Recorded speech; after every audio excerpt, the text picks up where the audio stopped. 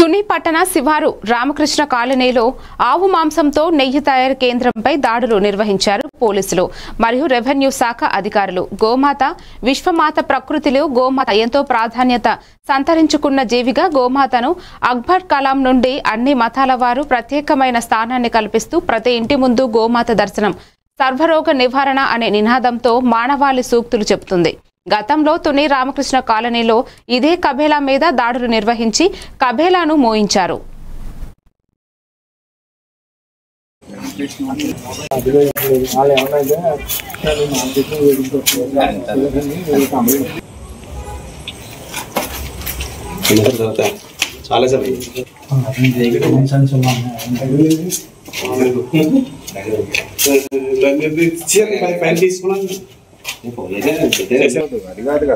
ఎంతమంది ఆరోగ్యాలు పాడు ఇంకా చాలా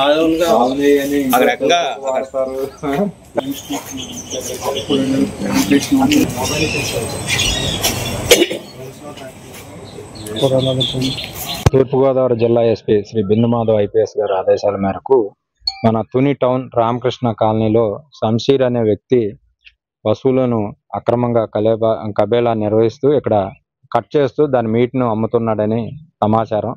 ఆ మేరకు మేము తుని రెవెన్యూ డిపార్ట్మెంటు అలాగే వెటర్నరీ డిపార్ట్మెంటు కంబైన్డ్గా వచ్చి ఇక్కడ చెక్ చేయగా పశువుల మీటుతో పాటు పశువుల కొవ్వును కూడా ఆయిల్గా తయారు చేసి అమ్ముతున్నట్లు తెలిసింది. దానికి సంబంధించి ఒక 8 టిన్నులు ఆయిల్ నిల్వలు కనిపించినవి. వీటన్నిటిని కూడా మేము స్వాధీనం చేసుకొని ఈ కబేలా నిర్వహిస్తున్నటువంటి వ్యక్తి మీద, దీని వెనకాల ఉన్నటువంటి వ్యక్తుల మీద అందరి మీద కూడా కేసు నమోదు చేస్తాము. ఇతని మీద 2023లో కూడా కేసు ఉన్నది. ఆ కేసు ఉండగా అప్పటి నుంచి మళ్ళీ మానేసి మళ్ళీ ఇటీవల కాలంలో ఇతను ఈ వ్యాపారాన్ని మొదలుపెట్టినట్టు తెలిసింది. ఇతని మీద షీట్ ఓపెన్ చేసి చాలా కఠినమైన చర్యలు తీసుకుంటాం. భవిష్యత్తులో ఇట్లాంటివి జరగకుండా చూసుకుంటాం. ప్రజా ఆరోగ్యాలు పాడవుతున్నవి. ఇట్లాంటి ఫుడ్ అడల్టరేషన్ అనేది చేస్తున్నారు ఈ ఆయిల్తో. వీళ్ళ మీద చాలా కఠినంగా యాక్షన్ తీసుకోవడం జరుగుతుంది.